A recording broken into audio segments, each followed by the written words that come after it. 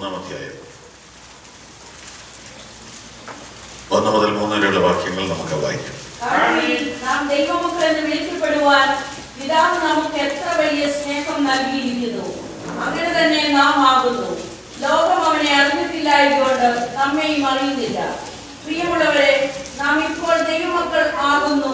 നാം ഇന്നത് ആകും എന്ന് ഇതുവരെ പ്രത്യക്ഷമായില്ല. അവൻ പ്രത്യക്ഷനാകുമ്പോൾ നാം അവനെ താൻ ഇരിക്കും പോലെ തന്നെ കാണുന്നതാകൊണ്ട് അവനോട് സദൃശന്മാർ ആകും എന്ന് നാം അറിയുന്നു. അവനിൽ ഈ പ്രത്യാശയുള്ളവനെല്ലാം അവൻ നിർമ്മലനായിരിക്കുന്ന പോലെ തന്നെ തന്നെ നിർമ്മലീകരിക്കുന്നു.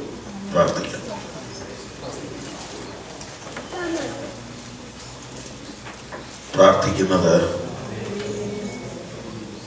ഈ വചനം നമുക്ക് ഓരോരുത്തർക്കും അനുഗ്രഹമായി തീരാൻ വേണ്ടിയാണ്. ഞാൻ ഒരാൾ പ്രാർത്ഥിച്ചാൽ പോരാ, എല്ലാവരും പ്രാർത്ഥിച്ചാൽ എല്ലാവർക്കും അനുഗ്രഹമായി തീരും. ആഴ്ചയിൽ ഒരു ദിവസമേ നമുക്ക് ഓഫുള്ളൂ. അത് പല കാര്യങ്ങൾ ചെയ്തു തീർക്കേണ്ട ദിവസമാണ്. എന്നാൽ ആരാധനയിൽ ദൈവത്തെ ആരാധിച്ച് സന്തോഷിക്കാൻ വേണ്ടി നമ്മൾ മറ്റെല്ലാം മാറ്റിവെച്ച് ഏറ്റവും പ്രതീക്ഷയോടുകൂടെ വന്നിരിക്കുകയാണ്.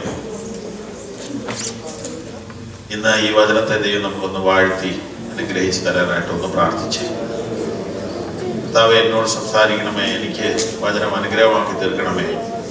വചനം സംസാരിക്കുന്ന ദൈവദാസന് വചനം വെളിപ്പാടായി കൊടുക്കണമേ, ദൂതായി കൊടുക്കണമേ. നമുക്കൊന്ന് പ്രാർത്ഥിച്ച് നിൻ വചനം ധ്യാനിക്കുമ്പോൾ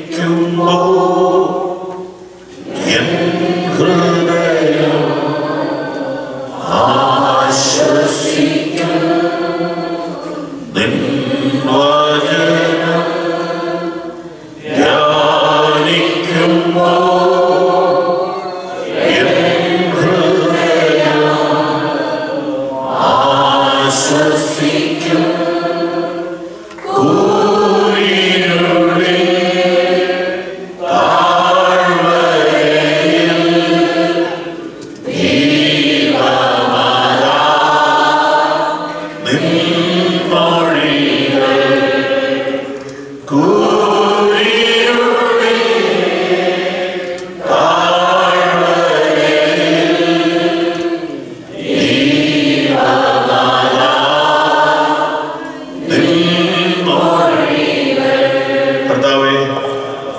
വചനം ഞങ്ങൾക്ക് അനുഗ്രഹമാക്കി തീർക്കണമേ. നിൻ വചനം ധ്യാനിക്കുമ്പോൾ ഹൃദയം ആനന്ദിക്കും. കൂരിരുൾ താഴ്വരയിൽ ദീപമതാൽ നിൻമൊഴികൾ. ഞങ്ങൾ ജീവിക്കുന്ന ജീവിതയാത്രയിൽ വചനത്തിന്റെ പ്രകാശത്തിൽ നടക്കുക. ഞങ്ങളോട് കരുണ തോന്നണമേ.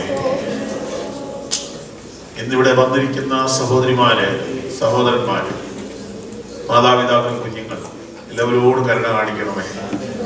വചനം ഗ്രഹിച്ച് ആത്മീയ ജീവൻ പ്രാപിച്ച് വെളിച്ചത്തിൽ നടക്കുക.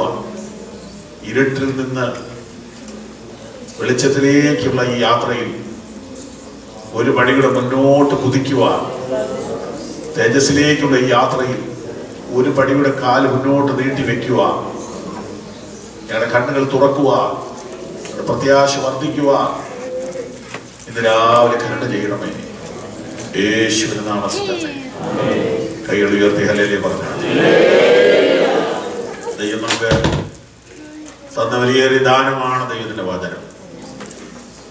അതുപോലെ തന്നെ ദൈവം നമുക്ക് തന്ന വലിയൊരു ദാനമാണ് ദൈവത്തിന്റെ അഭിഷിക്തന്മാർ. പുതിയ നിയമത്തിൽ എല്ലാവരും രാജകീയ പുരോഹിത വർഗമാണ് എങ്കിലും എല്ലാവരും അപ്പോസ്തലന്മാർ അല്ല, എല്ലാവരും പ്രവാചകന്മാരും അല്ല, എല്ലാവരും സുവിശേഷകന്മാരുമല്ല, എല്ലാവരും ഇടയന്മാരും അല്ല. അത് സ്പെഷ്യൽ കോൾ, അതൊരു വിളിയാണ്. അപ്പോൾ തന്നെ എല്ലാവരും രാജകീയ പുരോഹിത വർഗമാണ്, എല്ലാവരും സുവിശേഷം അറിയിക്കേണ്ടവരാണ്, സാക്ഷികളാണ്. ഒരുപക്ഷെ വചനം പറയാൻ കഴിവുണ്ടായിരിക്കാം, പ്രബോധിപ്പിക്കാൻ സാധിക്കുമായിരിക്കും. പക്ഷെ ദൈവം നമുക്ക് തന്ന വലിയൊരു ദാനമാണ് ശുശ്രൂഷകന്മാർ എന്ന കാര്യം ഒരിക്കലും മറക്കരുത്. സഭയോടുള്ള ബന്ധത്തിൽ ദൈവം തന്നിട്ടുള്ള ശുശ്രൂഷകരെ ബഹുമാനത്തോടുകൂടെ കാണുകയും അങ്ങനെ ദൈവത്തിൽ നിന്ന് അനുഗ്രഹിക്കപ്പെടുകയും ചെയ്യുവാൻ കഴിഞ്ഞ കാലങ്ങളിൽ ദൈവം സഹായിച്ചു, മേലാലും സഹായിക്കട്ടെ. ഇന്നത്തെ വചനത്തിന് വേണ്ടി നമുക്ക് നമ്മുടെ മനസ്സിനെ ഏകാഗ്രമാക്കി പുസ്തകത്തിലേക്ക് തിരിയാം. വചന ധ്യാനമാണ് പ്രസംഗം, കൺവെൻഷൻ പോലെയല്ല ഇത്. നമുക്ക് ഒരുമിച്ച് പോകാം പുസ്തകത്തിലുണ്ട്. ഞാനൊരു 5 കുറിപ്പുകൾ ഈ ഭാഗത്തുനിന്ന് പറയണമെന്നാണ് ആഗ്രഹിക്കുന്നത്. അതിൽ 4-ാമത്തെ 5-ാമത്തേതും കൂടുതൽ വിവരിക്കണം എന്നൊക്കെ ഉണ്ട്. എന്നാൽ ഇവിടത്തേക്ക് പരിശുദ്ധാത്മാവ് ഏത് വിധത്തിൽ നമ്മളെ നയിക്കുന്നു അങ്ങനെ നമുക്ക് മുന്നോട്ട് പോകാം. പ്രസംഗത്തിനിടയിൽ കുറിക്കാൻ ബുദ്ധിമുട്ട് വരുമെങ്കിൽ കുറിക്കുന്നവർക്ക് വേണ്ടി ആദ്യമേ പറയാം. 1, ദൈവമക്കളുടെ വില. 2, ദൈവമക്കളുടെ നില അല്ലെങ്കിൽ പൊസിഷൻ. 3, ദൈവമക്കളുടെ ഭാവി. 4, ദൈവമക്കളുടെ പ്രതികൂലം അല്ലെങ്കിൽ പ്രതിബന്ധം അല്ലെങ്കിൽ ശത്രു, എതിരാളി, ഇതെല്ലാം ഒഴിവാക്കണം. 5, ദൈവമക്കളുടെ ഉത്തരവാദിത്വം. ഇതിലൊന്നാമത്തേത് ദൈവമക്കളുടെ വില. വില വില ദൈവമക്കളുടെ വില എന്നാണ് 1-ാമത്തെ വാക്യത്തിനകത്തുണ്ട്. ഇത്ര വലിയ സ്നേഹം.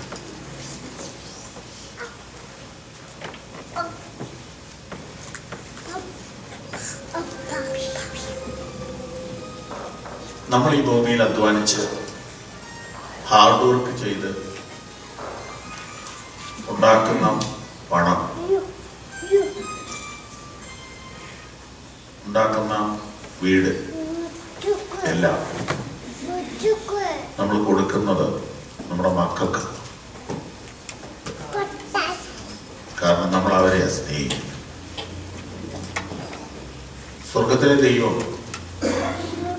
തൻ്റെ മകനെ നമുക്ക് വേണ്ടി തന്നെങ്കിൽ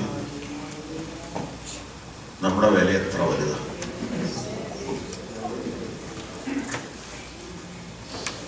ഒന്നുകൂടെ ഞാൻ പറയാം.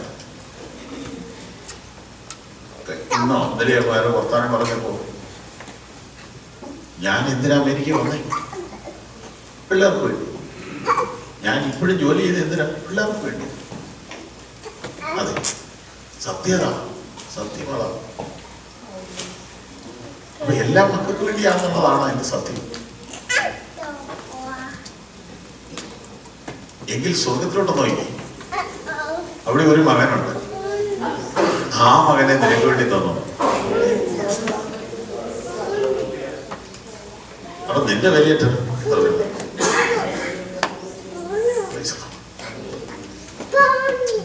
സ്വർഗം നിനക്ക് എത്ര വലിയ വില തന്നു. ഇത് നീ മനസ്സിലാക്കിയാൽ നമുക്ക് നമ്മളോട് തന്നെ ഒരു ഭയങ്കര ബാധിപ്പുണ്ട്. എനിക്കിത്ര വിലയുണ്ടോ എന്ന് തന്നെ നമ്മൾ തോന്നിക്കും. കരങ്ങൾ ഉയർത്തി ദൈവത്തിന് സ്തോത്രം.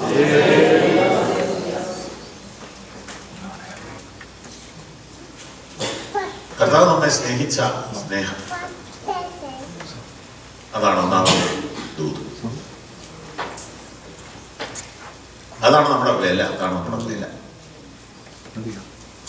അമേരിക്കൻ പ്രസിഡന്റിന് എന്നോടൊരു പ്രത്യേക സ്നേഹമുണ്ടെന്ന് എങ്ങനെയെങ്കിലും അദ്ദേഹം വെളിപ്പെടുത്തിയാൽ എന്റെ ധൈര്യം കൂടും. ഉറപ്പാണ്.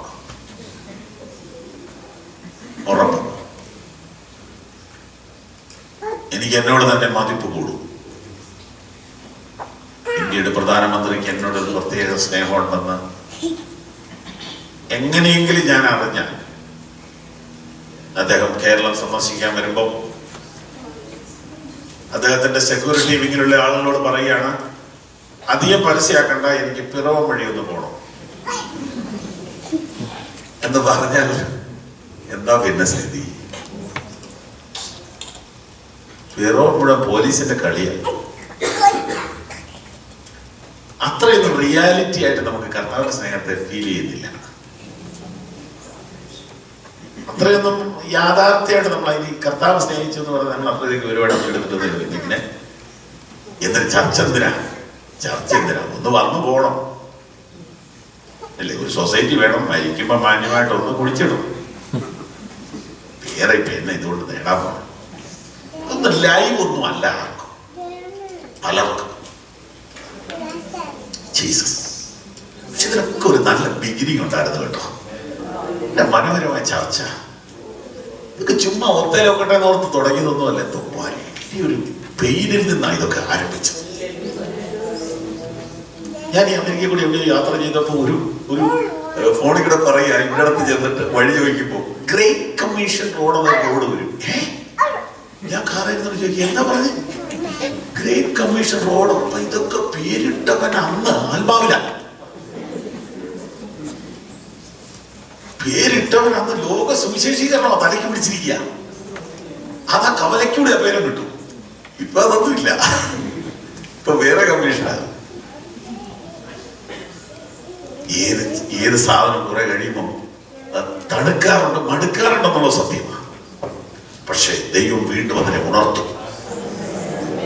നിങ്ങളിൽ നല്ല പ്രവൃത്തി ആരംഭിച്ചവൻ അതിനെ തികയ്ക്കും. ജീസസ്. Hallelujah, hallelujah, hallelujah.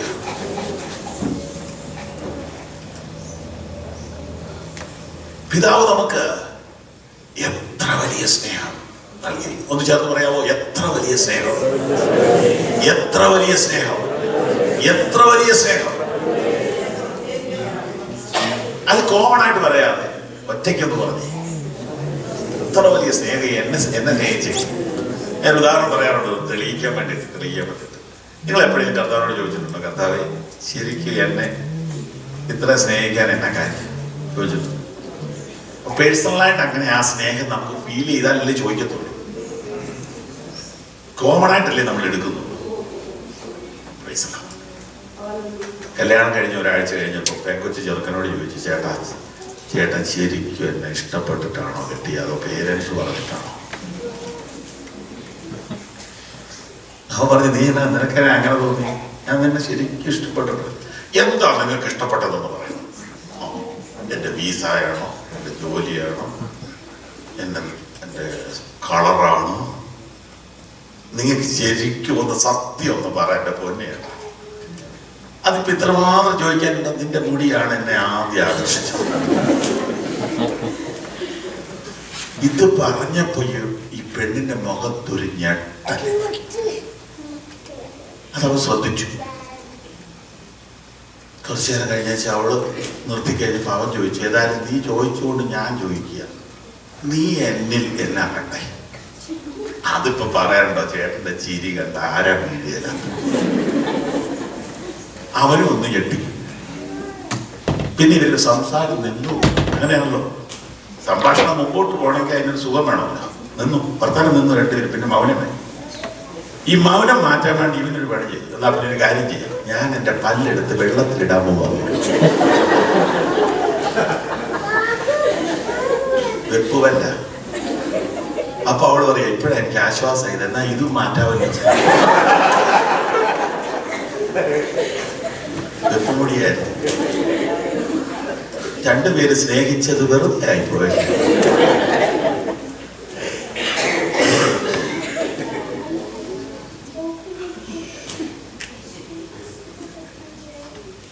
തിരിച്ചു വരാം. അതൊന്നും പറയാനല്ല ഞാൻ വന്നത്. ഈ ചോദ്യം യേശുവിനോട് ചോദിച്ചിട്ടുണ്ടോ? എപ്പോഴെങ്കിലും ചോദിച്ചിട്ടുണ്ടോ? ഉണ്ടോ? കർത്താവേ, നീ എന്നെ ഇത്ര സ്നേഹിക്കാൻ എന്നെ ഉള്ളേ? എന്റെ കളറ് കണ്ടിട്ട് നിന്റെ കളറ് കണ്ടാ സ്നേഹിക്കും. നമുക്കല്ലേ തോന്നുന്നത്. സ്വന്തം നല്ലതാണ്. എത്ര കണ്ണാടിയ വീട്ടില്. കാരണം ഒന്നിനകത്ത് നോക്കിയിട്ട് ഒത്തില്ലേ, മറ്റേ നോക്കാമല്ലോ നോക്കാം. സംഭവം നമ്മൾ മാറാതെ കണ്ണാടി മാറിയിട്ട് കാര്യമുണ്ട്. എല്ലാം കഴിഞ്ഞ് കാറെ കണ്ടിട്ട് ഒന്നുകൂടെ നോക്കും.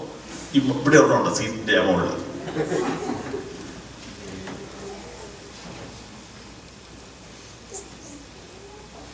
എന്ത് കണ്ടിട്ടാ? നിന്നെ സ്നേഹിച്ചത് എന്ത് കണ്ടിട്ടാ? ഒന്ന് ചോദിച്ചു നോക്കി. തമാശയല്ല, സീരിയസ് ആയിട്ട് പ്രാർത്ഥന മുറിയിൽ ഒറ്റയ്ക്ക് കർത്താവിനോട് ചോദിക്കണം. ആഴ്ചയിൽ ഒന്ന് ചോദിക്കണം, കർത്താവേ, എന്നെ നീ സ്നേഹിക്കാനായിട്ട് എന്താ നീ കണ്ടത്?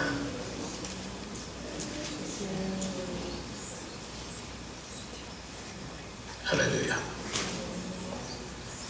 ഞാനെന്തുള്ളൂ, ഞാനെന്തുള്ളൂ, ഞാനെന്തുള്ളൂ യേശു പരാ,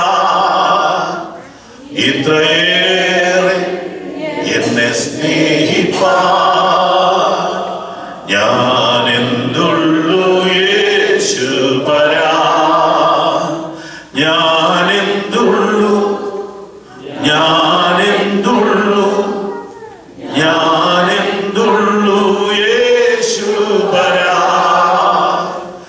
ഇത്രയേറെ എന്നെ സ്നേഹിപ്പാ. ഞാനെന്തുള്ളൂ യേശു പരാ. കാൽവറി ക്രൂശിന്മേൽ എനിക്കായി മരിച്ച കർത്തനേ, ഇത്രയേറെ എന്നെ സ്നേഹിപ്പാ. ഞാനെന്തുള്ളൂ യേശു പരാ, ഞാനെന്തുള്ളൂ, ഞാനെന്തുള്ളൂ, ഞാനെന്തുള്ളൂ യേശു പരാ, ഇത്രയേറെ എന്നെ സ്നേഹിപ്പാ. ഞാനെന്തുള്ളൂ യേശു പരാ. ഇതൊരു ആരാധനയല്ലേ? ഹൃദയം പകരുന്നതല്ലേ ആരാധന? ഹന്ന ഏലിയോട് പറഞ്ഞൊരു വാക്കുണ്ട്, യജമാനനെ, ഞാൻ എന്റെ ഹൃദയം എന്റെ ദൈവത്തിന്റെ സന്നിധിയിൽ പകരുകയായിരുന്നു. നിങ്ങൾ തെറ്റിദ്ധരിക്കരുത്, ജാട കാണിക്കുന്നതല്ല ആരാധന, ഹൃദയം പകരുന്നതാണ് ആരാധന. പറ്റുമെങ്കിൽ കൈ ഉയർത്തി പിടിച്ചോണ്ടെന്ന് പാടിക്ക്. ഞാനെന്തുള്ളൂ, ഞാനെന്തുള്ളൂ, ഞാനെന്തുള്ളൂ യേശു പരാ, ഇത്രയേറെ എന്നെ സ്നേഹിപ്പാൻ. ഞാനെന്തുള്ളൂ യേശു പരാ, ഞാനെന്തുള്ളൂ, ഞാനെന്തുള്ളൂ, ഞാനെന്തുള്ളൂ യേശു പരാ. ഹല്ലേലൂയ.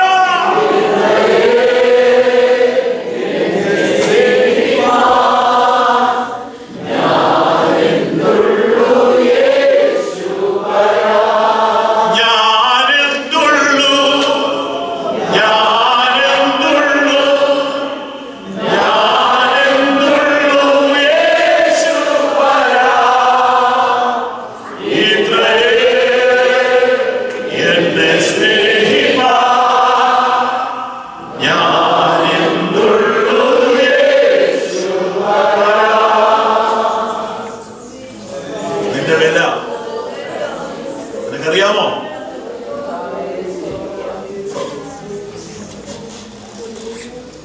ദൈവമക്കളുടെ വില എന്ന് പറയുന്നത് ദൈവമിട്ട വിലയാ. ലോകത്തിൽ ആരും നിനക്കിടാത്ത വില ദൈവം നിനക്ക് കിട്ടും. എന്താ കർത്താവ് നമ്മിൽ കണ്ടത്? കുറച്ച് കുറവുകളും പോരായ്മകളും ബലഹീനതകളും. വേറെ എന്താ കണ്ടത്? ഒന്നും കണ്ടില്ല. എന്നിട്ട് കർത്താവ് നമ്മെ സ്നേഹിച്ചു. ക്രിസ്തു പാപികളായിരിക്കുമ്പോൾ തന്നെ നമുക്ക് വേണ്ടി മരിക്കുക. ദൈവം തനിക്ക് നമ്മോടുള്ള സ്നേഹത്തെ പ്രദർശിപ്പിച്ചു. യോഗ്യതയൊന്നുമില്ലാതെ, അർഹതയൊന്നുമില്ലാതെ, റൈറ്റ്സ് ഒന്നുമില്ലാതെ, ഒന്നും അവകാശപ്പെടാനില്ലാതെ, ഒന്നും ക്ലെയിം ചെയ്യുവാനില്ലാതെ കർത്താവ് നിന്നെ സ്നേഹിച്ചതിനാൽ നിനക്ക് നന്ദി പറയാൻ പറ്റുമോ?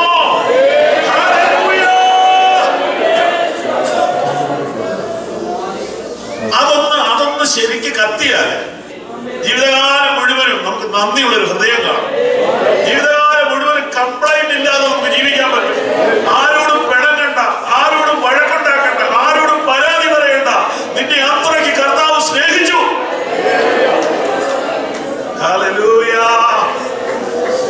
ജീസസ്. കർത്താവിന്റെ സ്നേഹത്തെ കുറിച്ചുള്ള ചിന്ത നമുക്ക് വലിയ ധൈര്യം തരും. അങ്ങനെ കർത്താവ് നമ്മെ സ്നേഹിച്ചതാണ് നമ്മുടെ വില. അതാണ് നമ്മുടെ വില. ഞാൻ കർത്താവിനെ സ്തുതിക്കും.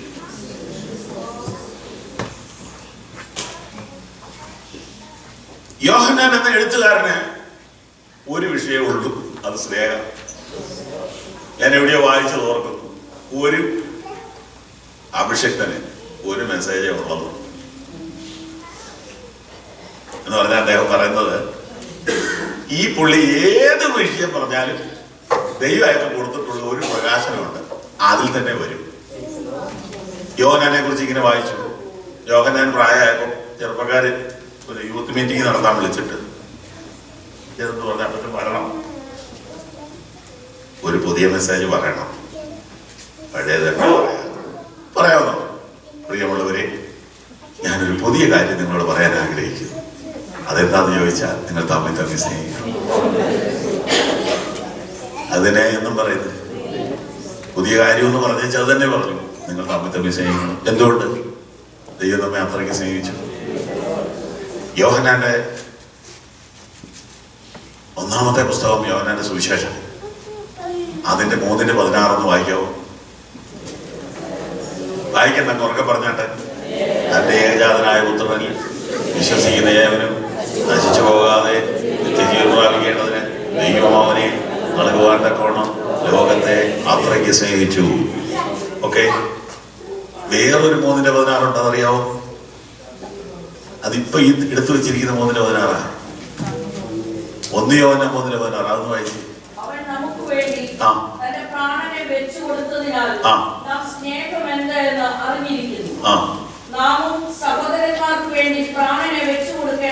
ഇത് കാണാപ്പാട് അറിയാവോ? ഇല്ല. കാരണം ഇത് പഠിക്കാൻ പോയാൽ നമുക്ക് ചെലവാ. മറ്റേത് പഠിച്ചാൽ നമുക്ക് എന്ത് സുഖാന്ന്. എനിക്ക് തോന്നി നമ്പര് പോലും പരിശുദ്ധാത്മാവിന്റെ പ്രേരണയാണോ തോന്നിപ്പോകും. കാരണം 2:3-16. മറ്റേതെല്ലാവർക്കും ബൈഹാർട്ടാ, ഇത് ഒറ്റയാൾക്കും അറിയത്തില്ല. കാരണം മറ്റേത് ഇങ്ങോട്ട് കിട്ടുന്നതാ, ഇത് അങ്ങോട്ട് കൊടുക്കണതാ.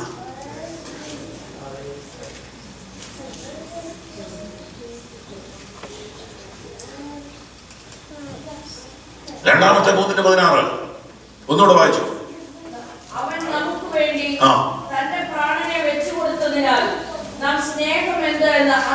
സ്നേഹം എന്താന്ന് അറിയണമെങ്കിൽ എവിടെ നോക്കണം? ക്രൂശിലോട്ട് നോക്കണം. സ്നേഹം എന്താണെന്ന് ലോകത്തിലൊരു മനുഷ്യൻ എന്തെങ്കിലും ഡൗട്ട് വന്നാൽ നോക്കാൻ ആ ക്രൂശ്. എന്താണ് സ്നേഹം? എന്താണ് സ്നേഹം? അതാണ് കാൽവരിയിൽ കാണുന്നത്. പാപിക്ക് വേണ്ടി യേശു തമ്പുരാൻ തന്റെ രക്തം ചൊരിഞ്ഞതാണ് സ്നേഹം. അതിന് പ്രതികരണമായിട്ട് പകരമായിട്ട് നമ്മൾ ചെയ്യേണ്ടത് എന്താ പറഞ്ഞേ? ആർക്ക് വേണ്ടി? കർത്താവിന് വേണ്ടി അല്ലെന്നേ, സഹോദരന്മാർക്ക് വേണ്ടി. അയ്യോ, കർത്താവിന് വേണ്ടി ആയിരുന്നേ വെച്ചേക്കായിരുന്നു. കാരണം കർത്താവ് വേണ്ടെന്ന് പറയുള്ളൂ.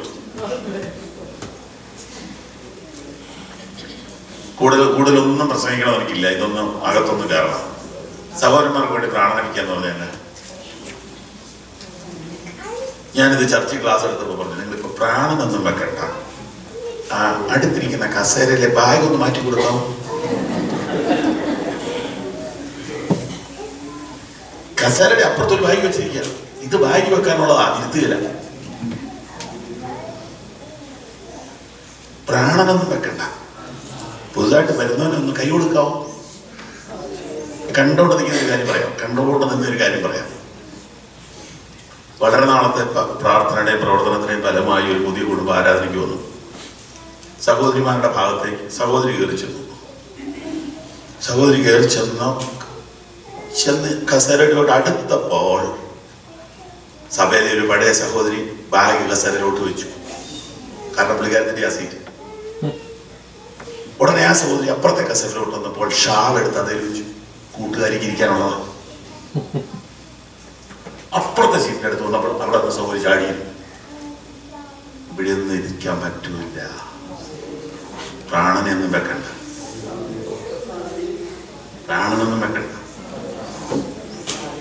അന്തരീക്ഷം പോയില്ലേ? പോണം, പോണം, അന്തരീക്ഷം പോണം.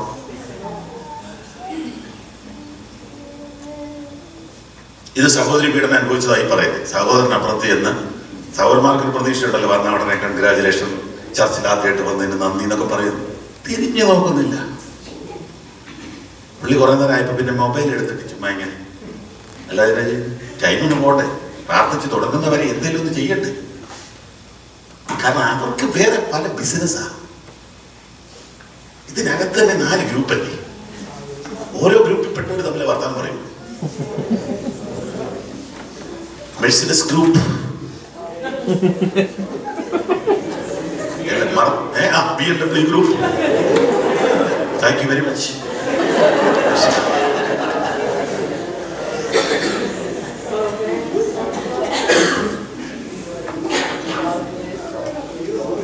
ഹല്ലേലൂയ. പ്രാണൻ വെച്ചു കൊടുക്കണം എന്നുള്ള വാക്യം എന്ത് രസാ വായിക്കാൻ. പ്രാണനൊന്നും വെക്കണ്ട.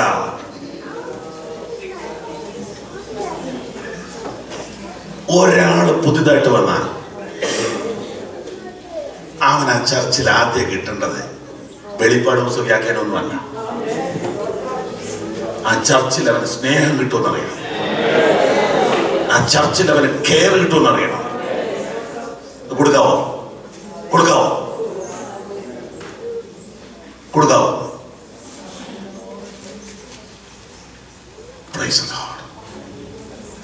സഹോദരന്മാർക്ക് വേണ്ടി ജീവനെ വെച്ചു കൊടുക്കേണ്ടതാവും.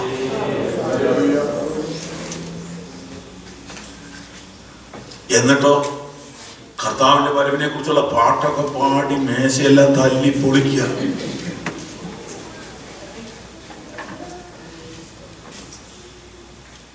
കർത്താവ് എന്നെ സ്നേഹിച്ചതിന് പകരമായിട്ട് ഞാൻ കൊടുക്കേണ്ടത് കുറെ പാടുകല്ല, കുറെ തല്ലി പൊട്ടിക്കൽ. ഇപ്പോഴത്തെ നമ്മണ്ടല്ലോ മറ്റേ സാധനം. എന്താ സംഭവം? അതിനുവേണ്ടി പ്രത്യേക പിള്ളേരുണ്ട്. പിള്ളേരുടെ പിറക്കുകയെന്ന് എല്ലാം ഉറപ്പുണ്ട്. അതിനുവേണ്ടി അവർ മുട്ടയടിക്കും. കാരണം ഈ സാധാരണ മുടി കൊണ്ട് ഇത് കൊട്ടിയ ഏക്കുകയെന്ന് അവർ പറയും.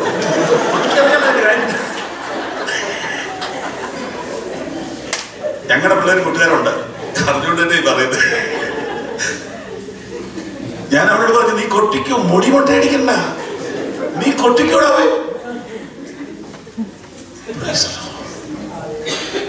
അപ്പൊ അവൻ എന്നോട് പറയാം, അച്ഛൻ ഇതൊന്നും അറിയില്ല. ശരിയാ.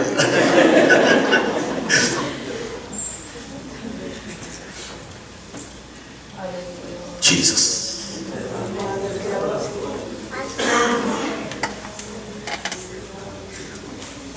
നാം സ്നേഹം എന്തെന്നറിയുന്നത് ക്രൂശിലൂടെയാണ്. അതുകൊണ്ട് നീ സഹോദരന്മാർക്ക് വേണ്ടി ജീവനെ വെച്ചു കൊടുക്കണം. ചോദിക്കട്ടെ സഹോദരി, നിന്റെ കെയർ ഓഫിൽ, നിന്റെ ലവ് കെയർ കൊണ്ട് ഒരാൾ സഭ വന്നിട്ടുണ്ടോ? ഒരാൾ സഭ വന്നിട്ടുണ്ടോ? എത്ര പേര് വന്നിട്ടുണ്ട് ഈ വർഷം? എത്ര പേര് വന്നു? സഹോദര, നിന്റെ സ്നേഹം കൊണ്ട് തിയോളജി പഠിച്ച് എല്ലാവർക്കും തിയോളജി പഠിക്കാനെന്നുള്ള ഭാഗ്യവും ഇല്ല, നടക്കത്തുമില്ല, നടക്കത്തില്ല. അതിനൊരു സമർപ്പണവും അതിനൊരു കൃപയൊക്കെ ഉണ്ട്, പഠിച്ചെടുത്ത ഭാഗ്യം. അതൊന്നും വേണ്ട, നിന്റെ പെരുമാറ്റം മതിയല്ലോ. ഒരാളിങ്ങനെ രാവിലെ മോർണിംഗ് വാക്കിന് പോയിട്ട് തിരിച്ചു വരുമ്പോ പുള്ളിയുടെ കൂട്ടുകാരൻ ചർച്ചിലോട്ട് പോവുക, ഉടനെ ഹലോ എന്നാ അവിടെ വിശേഷം പറ്റി പോരുന്നോ ചർച്ചിൽ നിന്ന്? അപ്പൊ പുള്ളി പറയും, ഇല്ല പോരുന്നില്ല. അതെന്താ? നിങ്ങളെ അകലെന്ന് ഞാൻ നോക്കിക്കോട്ടോ, നിങ്ങളുടെ മുഖം കണ്ടപ്പോഴേ മനസ്സിലായി നിങ്ങൾ പോയിട്ട് എന്നാ കിട്ടിയത്. നമുക്ക് ആരെ ആകർഷിക്കാനൊന്നും പറ്റുന്നില്ലല്ലോ. നമ്മൾ പാടി തകർക്കുക, മൽപ്രിയനെ എന്നേശി നായകനെ. എപ്പോ വരും? ഇപ്പൊ തന്നെ വരും.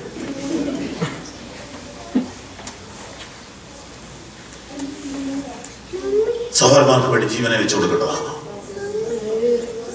സഹോദരന്മാർക്ക് വേണ്ടി ജീവനെ വെച്ചു കൊടുക്കേണ്ടതാണോ? ജീവനെ വെച്ചു കൊടുക്കേണ്ടതാ. ജീവൻ വെച്ച് വെക്കണ്ട, പിണങ്ങാതിരിക്കാവോ? ഇറിറ്റേറ്റ് ചെയ്യാതിരിക്കാമോ? ഞങ്ങളുടെ അടുത്തൊരു എഞ്ചിനീയറിംഗ് കോളേജുണ്ട്. ഒരുപാട് പിള്ളേർ ദൂരെ നിന്ന് വന്ന് അവിടെ പഠിക്കുന്നത്. ഈ പിള്ളേരൊക്കെ ഞായറാഴ്ച ഭക്തരായ ആളുകളുടെ പിള്ളേരാണ്. അവർക്ക് ഞായറാഴ്ച എങ്ങും പോകാതിരിക്കുന്ന ഇഷ്ടം. പിന്നെ എൻ്റെ അടുത്ത് എൻ്റെ പാസ്പോർട്ട് എന്ന് പറഞ്ഞ് നമ്മളെ അറിയുന്നതുകൊണ്ട് നമ്പർ കൊടുത്ത് ഞാൻ പിന്നെ വിളിക്കും. ഈ പിള്ളേര് വരുമ്പോൾ അവർക്ക് ഒരേ ഒരു ഡിമാൻഡുണ്ട്, അവരെ ഉപദ്രവിക്കരുത്. അവരോട് ഡീറ്റെയിൽസ് ചോദിക്കുക, ഡീറ്റെയിൽസ്. അതെന്നെ ആ സബ്ജക്റ്റ് എടുത്ത് ഇതെടുക്കാൻ പറ്റായിരുന്നു. അവൻ തീരുമാനിക്കും ഇനി ഇങ്ങോട്ട് പോരാതിരുന്നാൽ മതിയല്ല, പ്രശ്നം തീർന്നല്ലോ.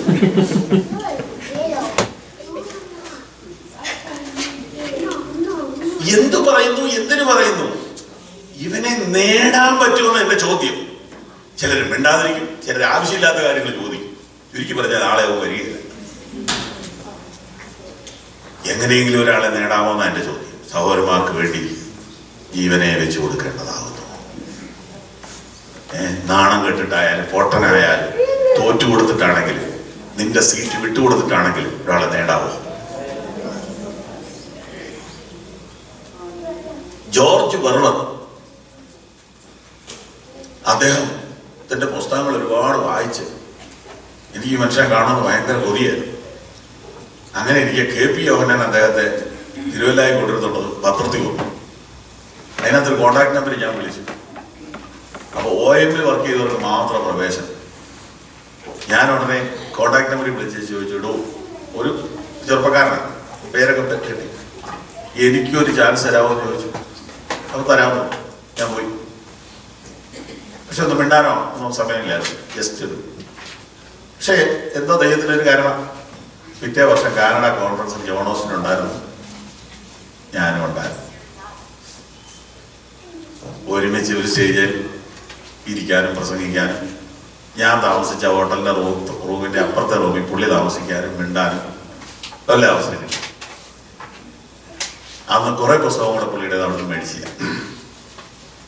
ഒരു സുവിശേഷ ഭ്രാന്തനം, അതുകൊണ്ടുള്ള സ്നേഹം. ആ പുള്ളിയുടെ അനുഭവകഥ വായിച്ചപ്പോൾ പിന്നെയും ഞെട്ടിപ്പോയി.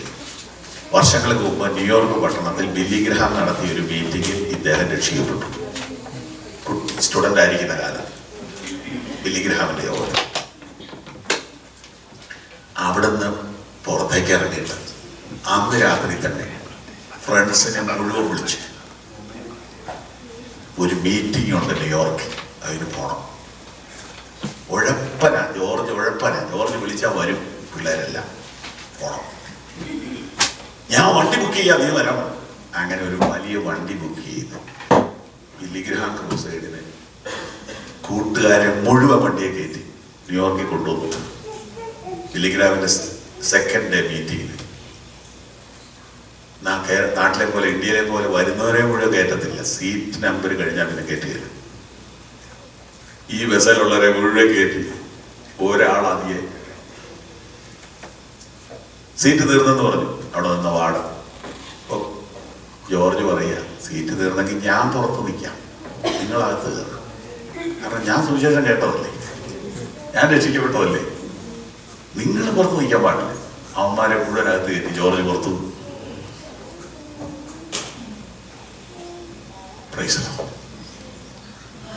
അതാ ജോർജ്. അദ്ദേഹത്തിന്റെ ഉള്ളിൽ കിടക്കുന്ന തീ എന്നാണെന്നറിയുന്നു. ഒരുവൻ സുവിശേഷം കേട്ടാ പിന്നെ വീണ്ടും അവൻ കേൾക്കണമെങ്കിൽ കേൾക്കാത്തവരാരും അവന്റെ പരിസരത്തുണ്ടാകരുത്. നമ്മളിങ്ങനെ കേട്ട് വിടുക. അതും കൺവെൻഷൻ ഭയങ്കര ഇഷ്ടമാണ്. എന്താ കേൾക്കുന്നേ? നന്ദിയോടെ സ്തുതിക്കുന്നു. ക്രൂശ് നമുക്ക് തരുന്ന രണ്ട് മെസ്സേജ്. ഒന്ന്, ദൈവം നിന്നെ സ്നേഹിച്ചു. രണ്ട്, നീ അതിന് പകരം എന്തെങ്കിലും ചെയ്യണം. അതിന് പകരം നമ്മൾ ദൈവത്തെ സ്നേഹിക്കുകയാണോ? അതെ, ദൈവത്തെ സ്നേഹിക്കുകയാണെങ്കിൽ ആത്മാക്കളെ നേടുക. കാരണം ദൈവത്തിന് ഏറ്റവും ഇഷ്ടമുള്ള കാര്യം, നിങ്ങൾ അപ്പനെ സ്നേഹിക്കുകയാണെങ്കിൽ അപ്പന് ഏറ്റവും ഇഷ്ടമുള്ളത് കൊടുക്കാനല്ലേ ആഗ്രഹിക്കുന്നേ? ഇല്ലേ? ഞാൻ കർത്താവിനെ സ്തുതിക്കുന്നു. ഏറ്റവും ഇഷ്ടമുള്ളത് കൊടുക്കാനല്ലേ ആഗ്രഹിക്കുന്നു. സ്വർഗത്തിലെ ദൈവത്തിന് ഇഷ്ടമുള്ളത് എന്നാന്നറിയോ? നഷ്ടപ്പെട്ട ഭാഗം. നഷ്ടപ്പെട്ട ഭാഗം നമ്മൾ മനസ്സിലാക്കി വെച്ചിരിക്കുന്നത് ദൈവത്തിന് ഏറ്റവും ഇഷ്ടമുള്ള സാധനം പാട്ടാണ്. ദൈവത്തിന് ഇഷ്ടമുള്ളതൊന്നും അല്ല പാട്ട്. നമുക്ക് ഇഷ്ടമുള്ളതുകൊണ്ട് ദൈവം പോട്ടത്തിന് വെച്ചതാ പാടിക്കോട്ടോ. വേറെ ചിലർ തിരിച്ചു വിചാരിക്കും ദൈവത്തിന് ഇഷ്ടം പ്രസംഗാത, അതുകൊണ്ടാണെന്ന് പ്രസംഗിച്ചിട്ട് കൊതി തീരാത്ത. ദൈവത്തിന് തന്നെ പ്രസംഗം വലിയ ഇഷ്ടമൊന്നുമല്ല. എന്തെങ്കിലും ആയിട്ട് പറഞ്ഞോട്ട് ഒരു സന്തോഷമല്ലേ നോക്കും ഉണ്ടായിരിക്കുന്നത്.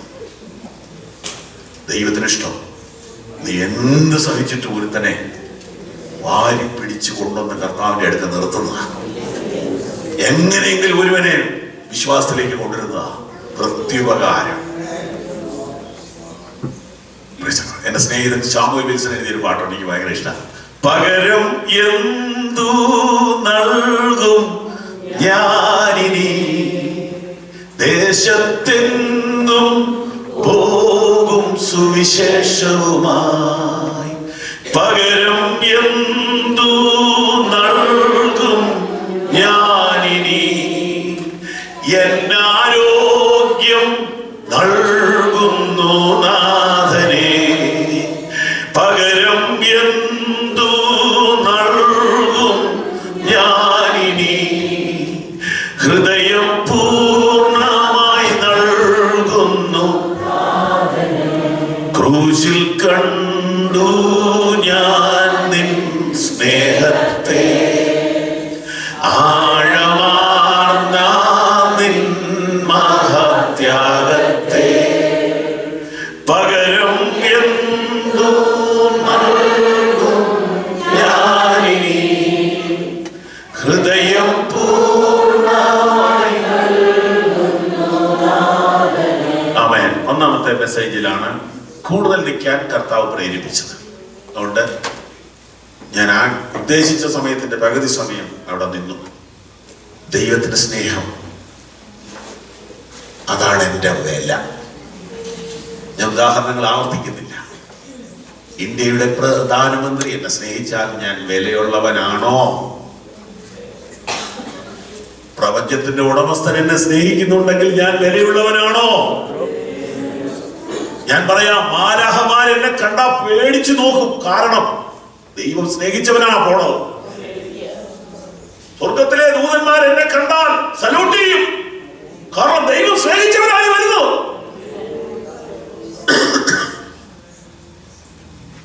Price the Lord.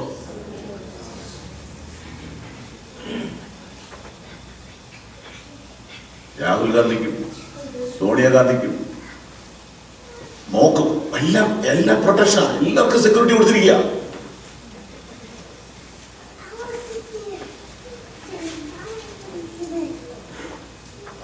ഈ ഉദ്യോഗസ്ഥന്മാരെല്ലാം ഈ ബന്ധത്തിൽ സ്വന്തത്തിൽ പെട്ടവരെ കാണുമ്പോൾ സല്യൂട്ട് ചെയ്യുക.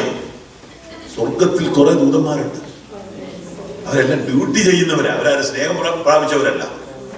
ഞാൻ യോഗ്യനല്ല യേശുവേ നിൻ സ്നേഹം പ്രാപിപ്പാൻ, ഞാൻ യോഗ്യനല്ല യേശുവേ നിൻ നന്മ പ്രാപിപ്പാൻ.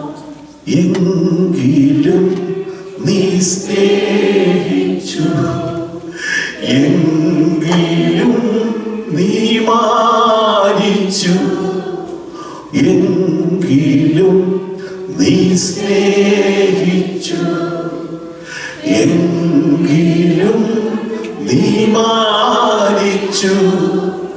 ഇത്ര നല്ല സ്നേഹമേ നന്ദിയോടെ വാഴ്ത്തും ഞാൻ. ഇത്ര നല്ല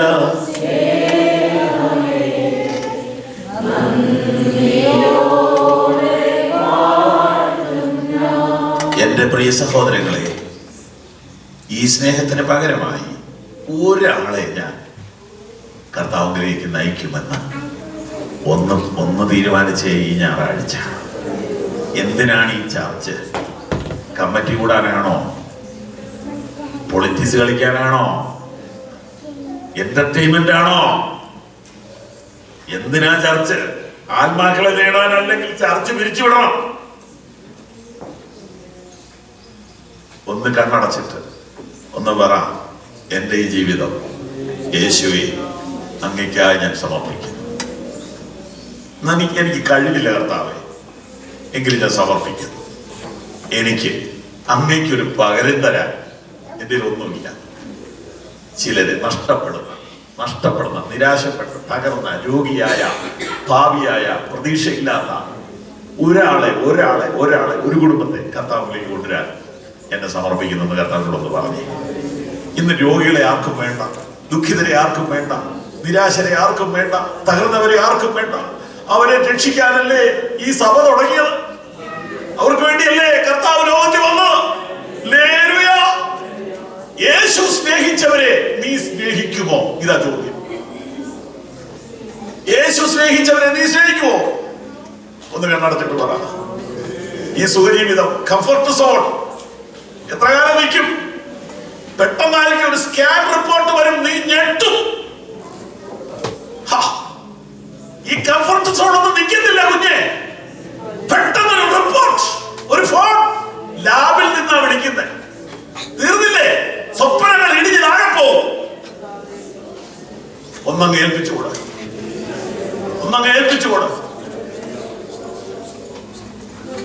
ആമേൻ, ആമേൻ. ജീസസ്. സഭ ലക്ഷ്യം തെറ്റി പോകുന്നു എന്ന കാര്യം ഒരു പ്രവാചകനെ പോലെ ഞാൻ വിളിച്ചു പറയുക.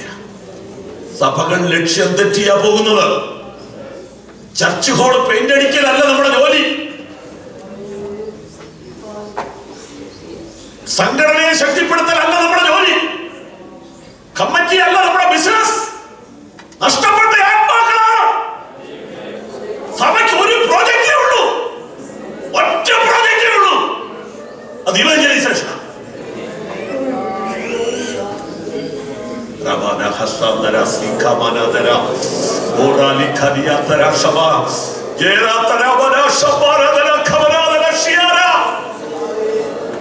ആരുണ്ട് ഈ കൂട്ടത്തിൽ സമർപ്പിക്കാൻ? കണ്ണുനീരോടെ ആത്മാക്കൾക്ക് വേണ്ടി പ്രാർത്ഥിക്കാൻ ആരുണ്ട് ഇന്ന് സമർപ്പിക്കാൻ?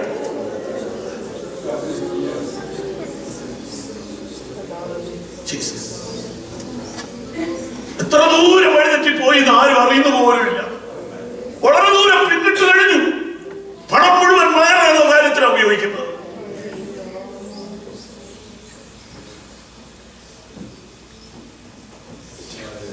എവിടെ പോയി മിഷണറി? എവിടെ പോയി സുവിശേഷകൻ? ഞാൻ സമർപ്പിക്കുന്നതെന്ന് പറയുന്നവർ കൈ ഉയർത്തി പിടിച്ചേ.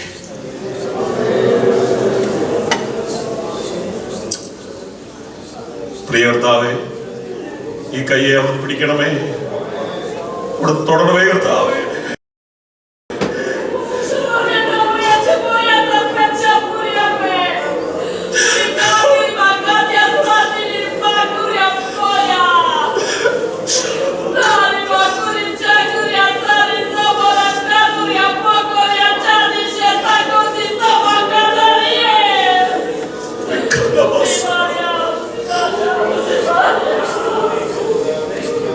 കൈക്ക് എവിടെ പിടിക്കണമേ.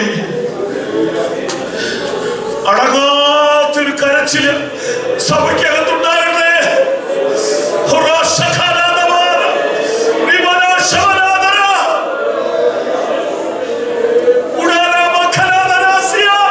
ഞങ്ങളുടെ കുഞ്ഞുങ്ങൾ കരയട്ടെ. ലോകമോഹങ്ങൾ, ലോക സ്നേഹം വിട്ടിട്ട് ആത്മാക്കൾക്ക് വേണ്ടി കരയുക. ഞങ്ങളുടെ കുഞ്ഞുങ്ങളുടെ അകത്ത് ദൈവമേ ഒരു തീരണമേ.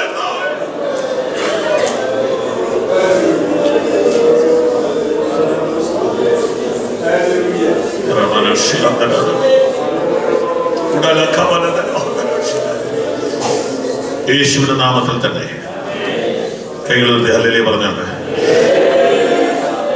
ഞാൻ ആദ്യം പറഞ്ഞല്ലോ, ഏത് പോയിന്റ് എംഫസൈസ് ചെയ്യണമെന്ന് പരിശുദ്ധാത്മാവാ തീരുമാനിക്കുന്നത്. ഇനിയുള്ളതെല്ലാം ചുരുക്കി എന്ന് പറയാം.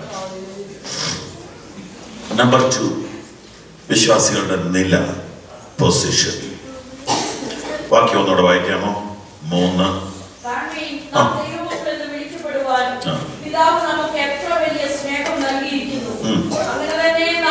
അങ്ങനെ തന്നെ നാം ആകും. അതെന്താ?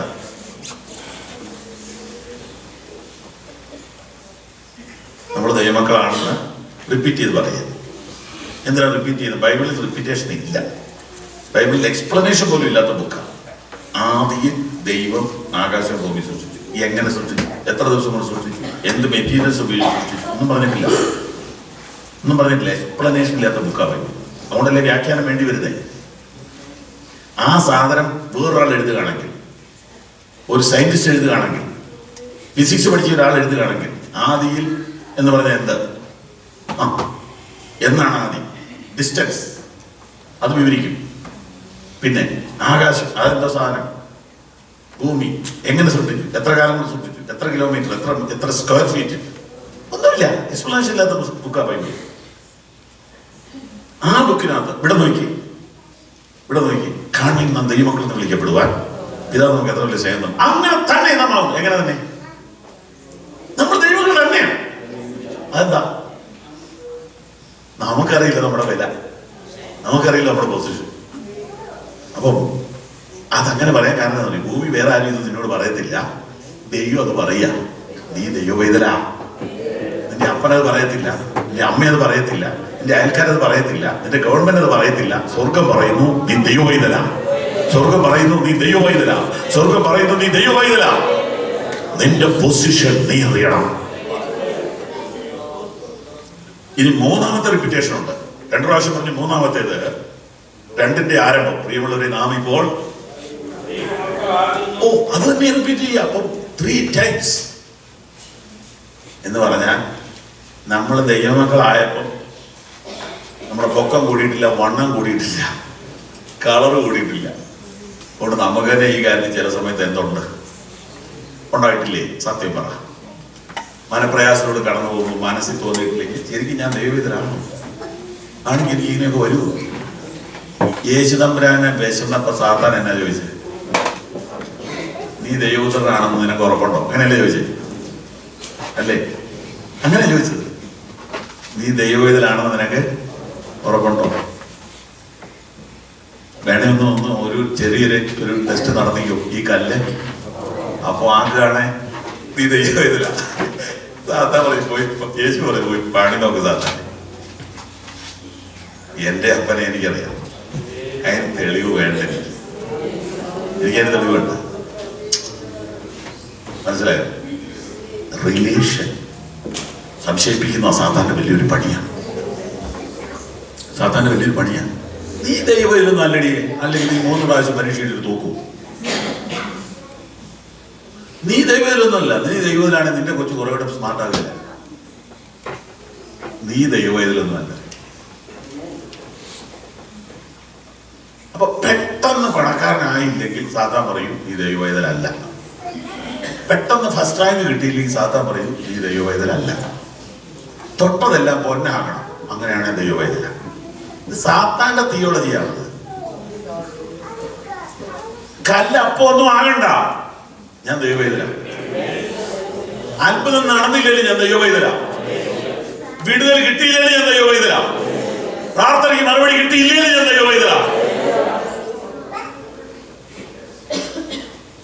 ജീവിതത്തിൽ പ്രയാസം വരുന്നു, റോഡ് ബ്ലോക്ക് ആവുന്നു, വണ്ടി പഞ്ചറാവുന്നു, കുഞ്ഞുങ്ങൾ രോഗികളാവുന്നു, സാത്താൻ ചെവി പറയുന്നൊരു കാര്യമുണ്ട്, നീ ദൈവവൈതലാണ്, നിനക്ക് ഇങ്ങനെ വരുമോ? ജീവിതത്തിൽ അനേക പ്രാവശ്യം ഈ ചോദ്യം ഭക്തന്മാർ ചോദിച്ചിട്ടുണ്ട്. എന്നാ വചനം ആവർത്തിച്ച് പറയുക, നീ ദൈവവൈതല, നീ ദൈവവൈതല, നീ ദൈവവൈതല. നീ നിന്റെ പൊസിഷൻ അറിയണം, നീ നിന്റെ പൊസിഷൻ അറിയണം. ഒരുപാട് വചനങ്ങൾ ഇതിലൂടെ കണക്ട് ചെയ്ത് വായിപ്പിച്ചാലേ രസമുള്ളൂ. പക്ഷെ അത് വേണ്ട, നമുക്കൊക്കെ അറിയാവുന്ന കാര്യമല്ലേ. ഗലാത്യർ 4:6 വായിക്കണ്ട. നിങ്ങൾ മക്കളെങ്കിലോ ദൈവത്തിന്റെ അവകാശികളും ക്രിസ്തുവിൽ കൂട്ടവകാശികളും തന്നെ. യേശുവിനോടുകൂടെ നമ്മെ ഉയർത്തെഴുന്നേൽപ്പിച്ച് എവിടെ ഇരുത്തിയിരിക്കുന്നു? ഫിലദൽഫിയയിൽ ഇരുത്തിയിരിക്കുന്നു എന്നല്ല, സ്വർഗത്തിൽ ഇരുത്തിയിരിക്കുന്നു. എന്താ നമ്മുടെ പൊസിഷൻ?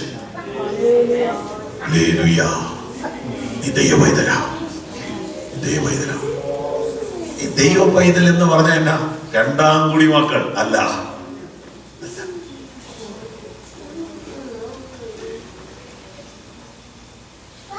ദൈവമക്കൾ എന്നുള്ളതിനെ എല്ലാ റൈറ്റോടുകൂടി നീ ദൈവവൈതല എന്ന് വചനം ആവർത്തിച്ചു പറയും.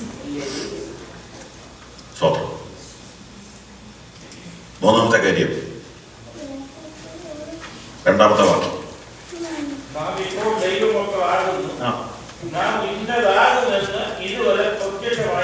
എന്ന് പറഞ്ഞ ഭാവി. ഭാവി മൂന്നാമത്തെ കാര്യം ഭാവി. ആ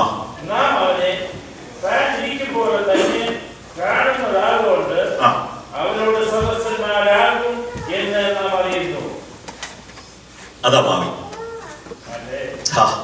സന്തോഷമുണ്ടോ? സന്തോഷമുണ്ടോ?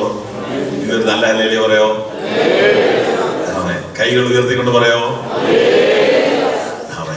എം.വി. ചാക്കോ സാറ് ജീവിച്ചിരുന്നപ്പോ പറയും, ഞങ്ങൾ പറഞ്ഞു പറയിപ്പിച്ച 50-50. നിങ്ങൾ മനസ്സോടെ പറഞ്ഞാൽ നിങ്ങൾക്ക് കിട്ടും, ഞങ്ങൾ പറഞ്ഞു പറയിപ്പിക്കും പകുതി ഞങ്ങൾക്ക്.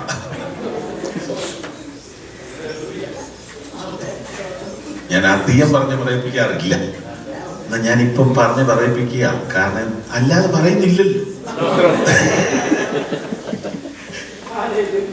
പറയുന്നതാ നല്ലത്, പിന്നെ പറയാതിരിക്കുന്നതിനേക്കാൾ നല്ലത് പറയും. സ്വത്രം പറയുന്നതാ പറയാതിരിക്കുന്നതിനേക്കാൾ ഉറപ്പാ, അനുഭവത്തിനാണ്. ഞാൻ ഈ വണ്ടി ഇപ്പോഴത്തെ വണ്ടിക്ക് പോകണമെന്ന് ക്ലാസ് കയറ്റിയിട്ട് ഞാനും ഒന്നും കേൾക്കത്തില്ല. ഞാൻ ഉറക്കല്ലേ പറയും കാറയുന്നത്. ഈ വണ്ടി ഓടിക്കുന്ന പുള്ളി ഇടയ്ക്ക് ഞെട്ടിപ്പോ. എനിക്കെന്നാ കുഴപ്പം? എന്തിനാണെന്നറിയാം, നമുക്ക് തന്നെ ഒരു വിടുതലാണ്. നമുക്കൊരു നമ്മുടെ മനസ്സിനകത്ത് അസ്വസ്ഥത ഉണ്ടോ? ഒരൊറ്റ ഫോൺ കോൾ മതി ഒരു ദിവസം പോകാൻ. ഒരു ഫോൺ കോൾ മതി, നമ്മുടെ മൈൻഡ് സെറ്റ് തന്നെ മാറിപ്പോകും. എന്നാലും അവൻ അങ്ങനെ പറഞ്ഞല്ലോ, ഒന്നുമില്ലെന്ന്, ഇതൊക്കെ വെറുതെ. അപ്പൊ അന്നേരം ഉറക്കെ ഇടി വെട്ടുന്ന ഒരു അല്ലലിയ പറഞ്ഞാൽ മതി. എന്നാ പറയാ, സാത്താൻ ഉടനെ അവിടെ മാറും. കാരണം ഇവന്റെ അടുത്ത് പറഞ്ഞിട്ട് കാര്യമില്ലെന്ന് മനസ്സിലാവും. നിങ്ങളുടെ പൊസിഷൻ എന്തൊക്കെ കഷ്ടകാല ജീവിതത്തിൽ വന്നാലും ഒരു കാര്യം ഉറപ്പാണ്, ഞാൻ ആരാ? ദൈവവൈദ്യന. യേശു കുരിശ കിടക്കുമ്പോ ഏതാ? സാത്താൻ മത്തായി 4:1 ടെസ്റ്റില്ലേ, നീ ദൈവപുത്രനെങ്കിൽ അപ്പം കല്ലപ്പാക്കാൻ പറഞ്ഞ ടെസ്റ്റ് റിപ്പീറ്റ് ചെയ്തു കുരിശ വെച്ച്. ശരിയാണോ? നീ ദൈവപുത്രനെങ്കിൽ ക്രൂശിൽ ഇറങ്ങ്. എങ്ങനെയുണ്ട്? ദൂതായി പറയുന്നത്. ഈ ടെസ്റ്റ് പിന്നെയും വരും. മത്തായി 4:1 ടെസ്റ്റ് പാസ്സായതാ. കുരിശ വെച്ച് ഒന്നുകൂടെ നോക്കുക.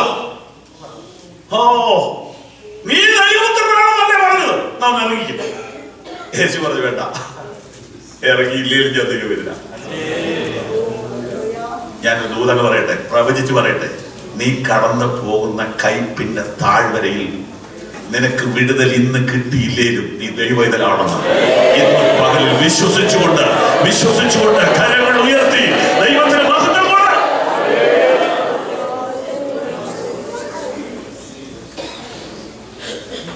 ആമേൻ.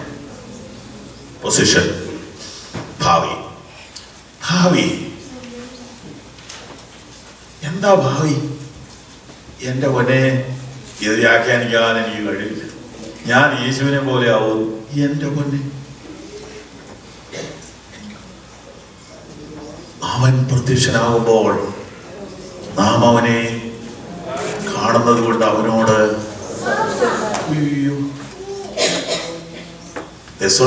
ഒരു വാക്യം, നമ്മുടെ കർത്താവായ യേശുവിന്റെ മഹത്വം പ്രാപിപ്പാനല്ലോ ഞങ്ങളുടെ സുവിശേഷ ഘോഷണത്താൽ നിങ്ങളെ രക്ഷയ്ക്ക് വിളിച്ചത്.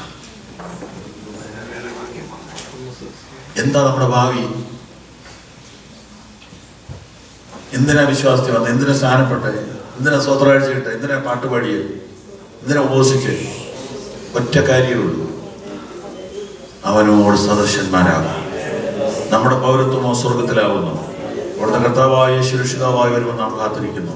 അവൻ സകലവും തനിക്ക് കീഴ്പ്പെടുത്താൻ കഴിയുന്നതിന്റെ വ്യാപാര ശക്തി കൊണ്ട് താഴ്ചയുടെ ശരീരത്തെ അവന്റെ മഹത്വമുള്ള ശരീരത്തോട് അനുരൂപമായി രൂപപ്പെടുത്തും.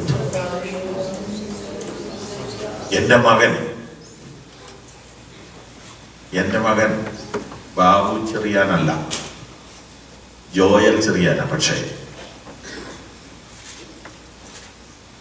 അവൻ മനുഷ്യൻ. ദൈവമക്കൾ ഇപ്പൊ യേശുവിനെ പോലെയൊന്നും അല്ല, പക്ഷെ ആവും.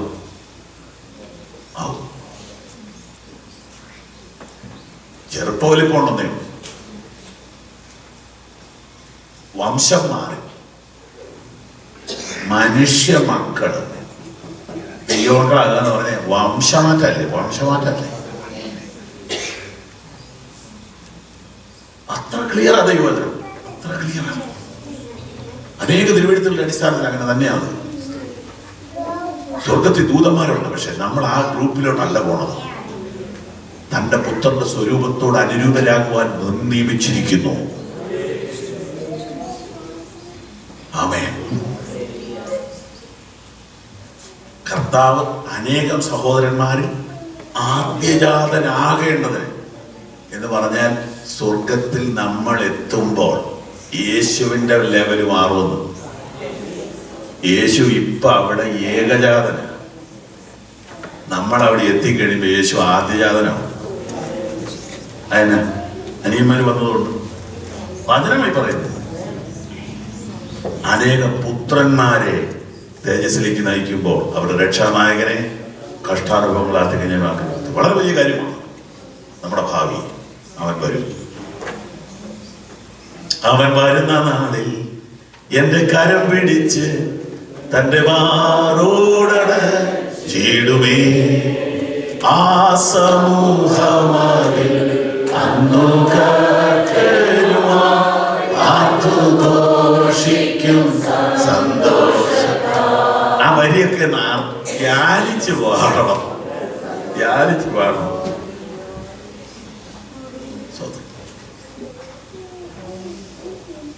അവൻ വരും.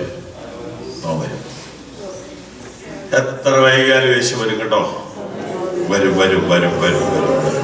യേശു വരും. ആമേൻ. നാലാമത്തെ കാര്യം, ദൈവമക്കളുടെ പ്രതികൂലം. അത് ഈ വാക്യത്തിൽ എവിടെയാ കിടക്കുന്നത്? വാക്യം 3:1 തന്നെ വീണ്ടും വായിക്കാം. അല്ലല്ല, 3:1 തന്നെ. ആ, പിന്നെ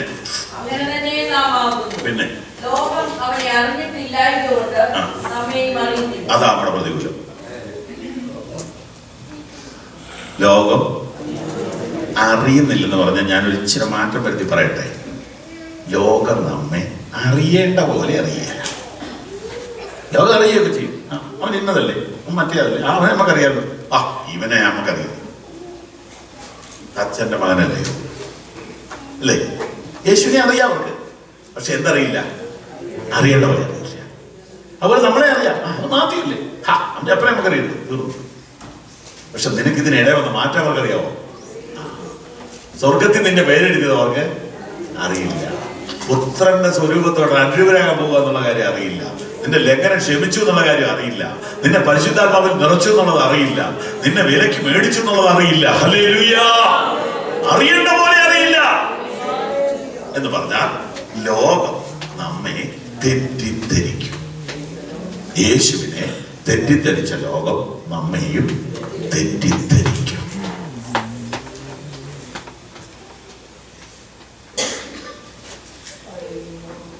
തെറ്റിദ്ധരിക്കുന്നത് കൊണ്ട് തന്നെ ABC 3 കാര്യം പറയാം. ഈ നാലാമത്തെ കാര്യത്തില് തെറ്റിദ്ധരിക്കുന്നു. B 3:13 വായിച്ചേ, അതേ ബുക്ക് തന്നെ.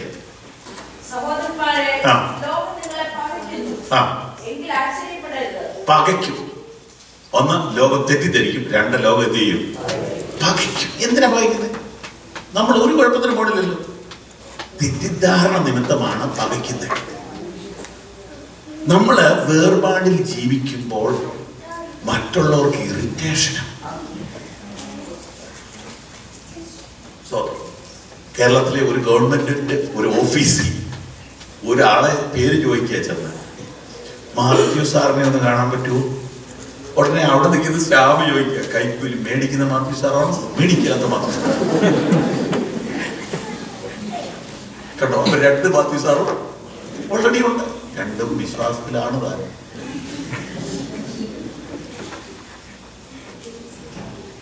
സ്വോത്രം. കൈകൂലി മേടിക്കാത്തവനെ പെട്ടെന്ന് അറിയും. എന്നാ ഇയാൾ മേടിക്കാത്തവർ മറ്റുള്ളവർക്കും മേടിക്കാൻ പറ്റില്ല.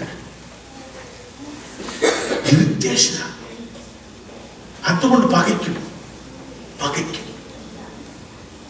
ഒരുവിധം വേദവസ പ്രകാരം ജീവിച്ചു പോയൊക്കെ എവിടെ ചെന്നാലും ആളുകൾക്ക് ഇഷ്ടക്കുറവ് വരും. കാരണം നമുക്ക് അങ്ങനെ കോംപ്രമൈസ് ചെയ്യാൻ പറ്റാതെ വരുമല്ലോ ജീസസ്. അപ്പൊ തെറ്റിദ്ധരിക്കും, അതുകൊണ്ട് തന്നെ പകയ്ക്കും. മൂന്നാമത്തെ കാര്യം 2:15 വായിച്ച് 2:15. ലോകത്തെയും ലോകത്തിലുള്ളതിനെയും സ്നേഹിക്കരുത്. ഒരുവൻ ലോകത്തെ സ്നേഹിക്കുന്നുവെങ്കിൽ അവന് പിതാവിന്റെ സ്നേഹമില്ല. പിന്നെ ജഡമോഹം, കൺമോഹം, ജീവനത്തിന്റെ പ്രതാപം, ഇങ്ങനെ ലോകത്തിലുള്ളതെല്ലാം പിതാവിൽ നിന്നല്ല, ലോകത്തിൽ നിന്നത്രയാകുന്നു. ലോകവും അതിന്റെ മോഹവും ഒഴിഞ്ഞു പോകുന്നു. ദൈവേഷ്ടം ചെയ്യുന്നവരോ എന്നേക്കും ഇരിക്കുന്നു. ആമേൻ. മൂന്നാമത്തെ കാര്യം, അല്ലെങ്കിൽ ABC, അതെന്താണെന്നറിയാമോ? ലോകം നമ്മെ വഞ്ചിക്കും, തെറ്റിദ്ധരിക്കും, പകയ്ക്കും, വഞ്ചിക്കും. വഞ്ചിക്കുക എന്ന് പറഞ്ഞാൽ എന്താ? ഈ ലോകം ഏതാണ്ട് വലിയ ആനയാണെന്നോർത്താണ് നമ്മൾ ഇത് ഇങ്ങനെ വാരി കൂട്ടുന്നത്. പക്ഷെ കുറെ കഴിയും മനസ്സിലാവും ഇത് നമ്മളെ സഹായിക്കത്തില്ലെന്ന്. അപ്പൊ എന്തൊരു ചതിയായി. പണമില്ലാത്ത സമയത്ത് പണമാണോ പിശാചാണോ നമ്മളോട് പറഞ്ഞിട്ടുണ്ട് പണം ഉണ്ടെങ്കിൽ എല്ലാം ആയത്. പക്ഷെ പണം കൈ വന്നപ്പോൾ മനസ്സിലായി പണം ഉണ്ടെങ്കിലും ഒന്നും നടക്കുകയില്ല. അപ്പൊ വഞ്ചനയല്ലേ? പണം ഉണ്ടെങ്കിൽ എല്ലാം ആയെന്നോർത്ത് എല്ലാം കളഞ്ഞു വെച്ച് പണം ഉണ്ടാക്കി, മൂല്യവും കളഞ്ഞ്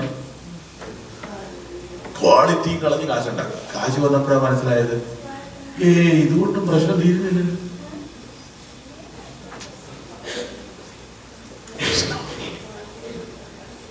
പണം നമുക്ക് ആവശ്യം, പക്ഷെ പണം നമുക്കൊരു വിഷയമല്ല. അപ്പോ ലോകത്തെയും ലോകത്തിനുള്ളതിനെ എന്ത് ചെയ്യരുത്? ഉപയോഗിക്കരുത് എന്ന് പറഞ്ഞിട്ടില്ല, സ്നേഹിക്കരുത്. സ്നേഹിക്കാൻ കൊള്ളത്തില്ല, കാരണം വഞ്ചിക്കും, കൈവിടും. നിന്റെ കഷ്ടകാലത്ത് പണം നിന്നെ കൈവിടും. പണം പറയും എന്നെ കൊണ്ടൊന്നും ചെയ്യാൻ പറ്റില്ല.